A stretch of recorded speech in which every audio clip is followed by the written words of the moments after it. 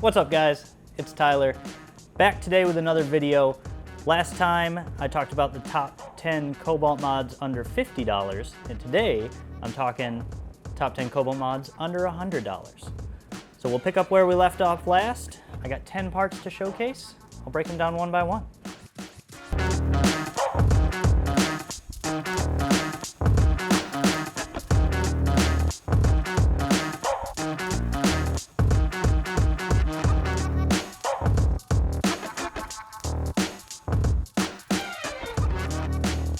First up, we have our Cobalt silicone radiator hose kits. We make this for both the LSJ and the LNF.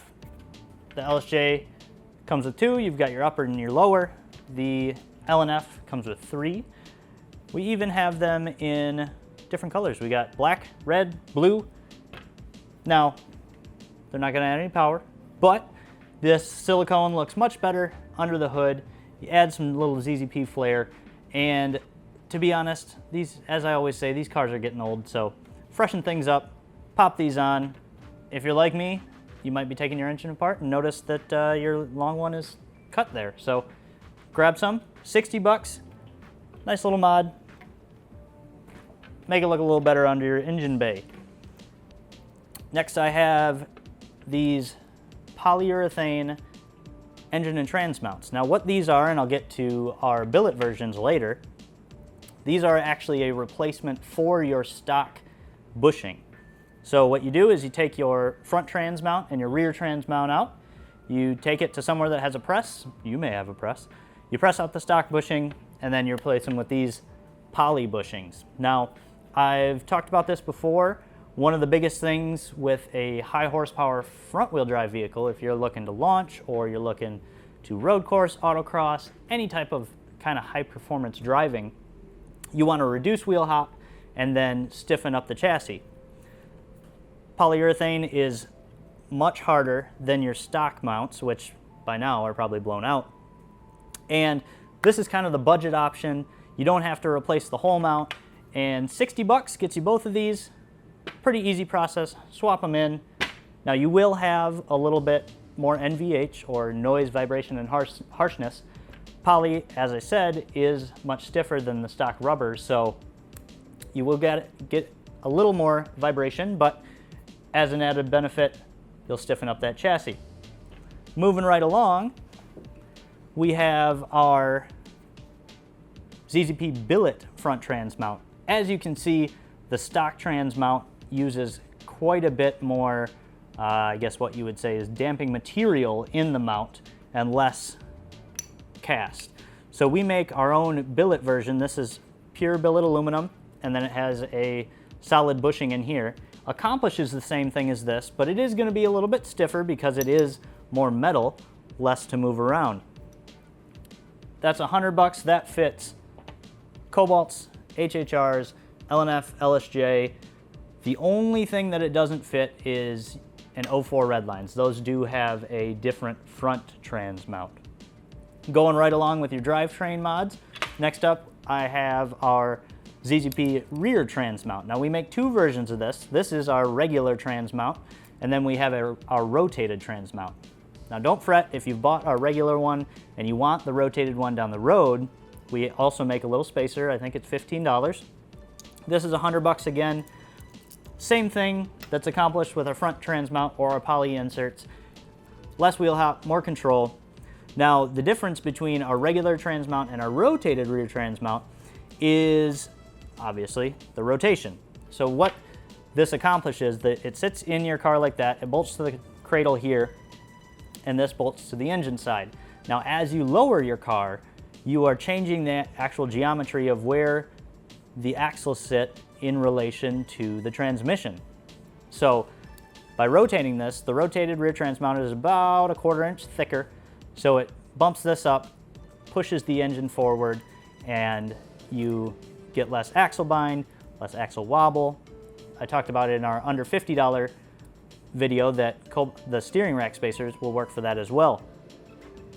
Our regular rear trans mount and our rotated rear trans mount will fit on any Ecotec. So whether it's a Cobalt, Redline, HHR, you don't have to worry about 04. These are all the same. The rotated version is 10 bucks more, $109.99. This is 99 bucks flat. Moving on to something that can give you a little more power, actually, is gonna be our modular pulley system. Now this is only for LSJ cars, and as everyone knows with me, I like stock pulleys, but we have things that can accommodate for everyone. And if you have the supporting cooling mods and exhaust mods, intake mods, you can definitely take advantage of a smaller pulley. With a smaller pulley, the stock one, you're going down, we have 3.1, 3.0, 2.9, and 2.8, and 2.7. What that does is spins your blower faster. It's a fixed displacement blower, so you're gonna get more boost out of that. Now, I prefaced this with saying cooling mods, intake, and exhaust, because you don't want too much boost on an LSJ. It's a common misconception. A lot of people are used to turbo cars where more boost is better.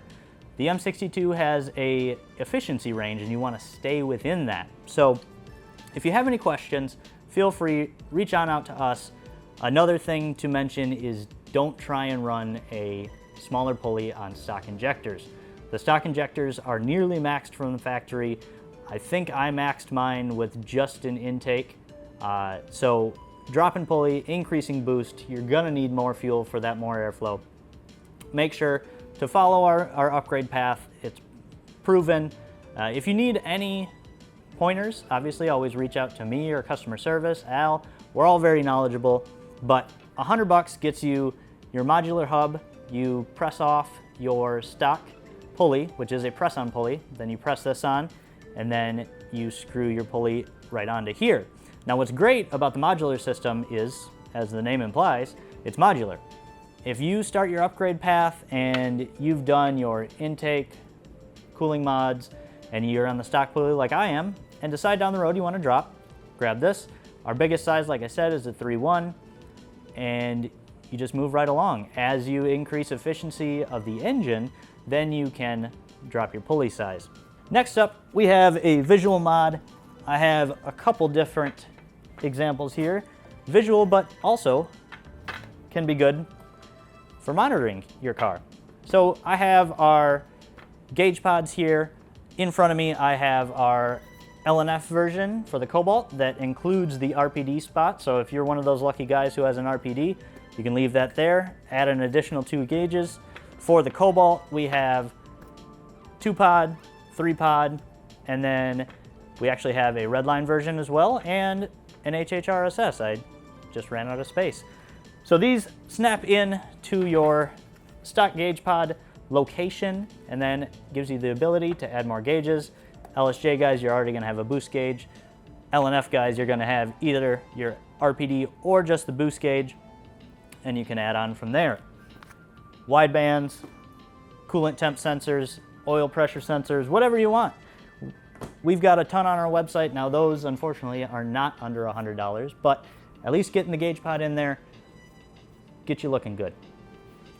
Next up, under the $100 mark, we have, and I'm very excited for these, we launched these late last year. These are our ZZP adjustable end links.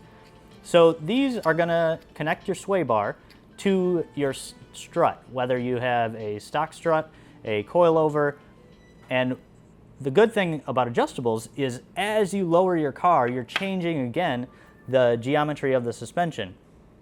What you have is, if you have some of the longer end links, like the 11-inch that came on the base models, as you lower that car, you're gonna preload the sway bar before the suspension is at full compression. So what these do is, as the name implies, they're adjustable. I have all the specs on the website. In the front of a Cobalt, you're gonna have the M12 studs, so we have 140 mil, 210, and then we also carry a 260, but that's not applicable here. These are great because they are a captured ball and socket. They are maintenance free, so you don't need to grease them, you don't ever have to worry about them. And then if you go back and you watch, actually I believe it's our 3800 sway bar video, Bo explains how to set these correctly.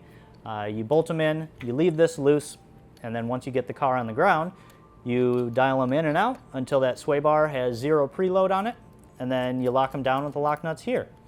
They're also thicker than stock, so that's always a benefit Like I said, a couple different sizes, coming in at $100, and they look great too, even though you never see them.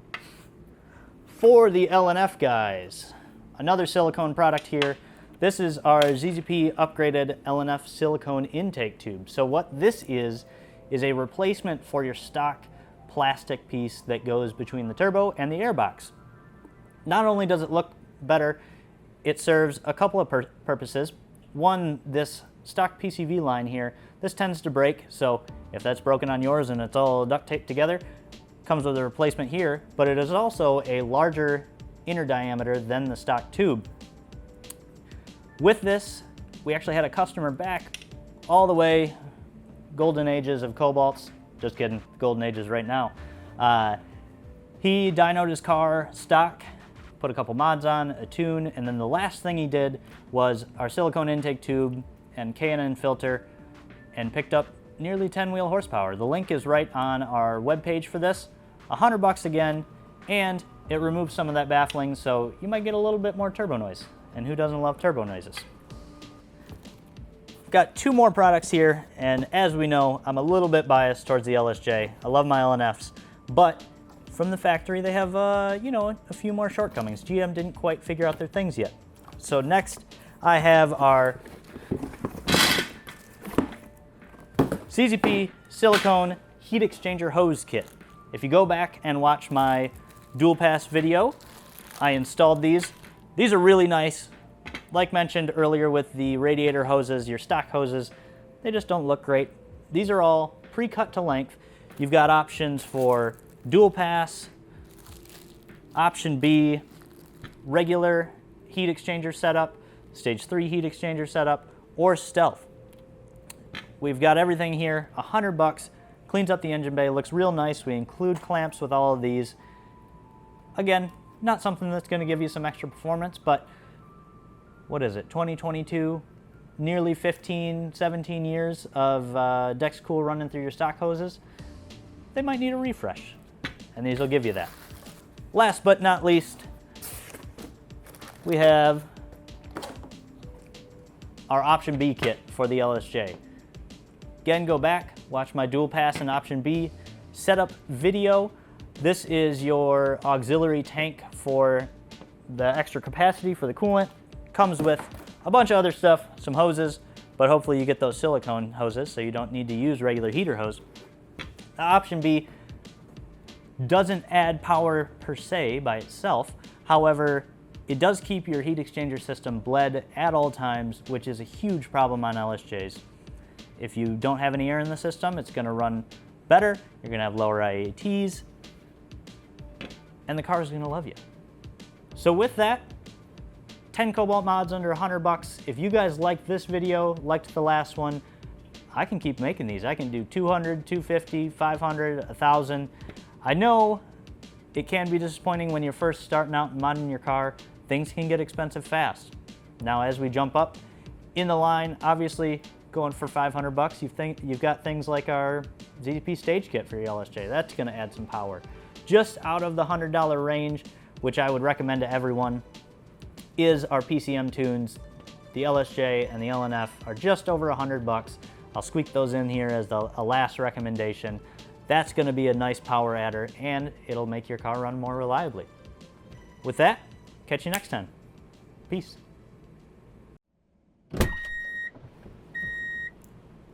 Brain went smooth. What was I going for? Nope. Oh, yes. Explain the differences.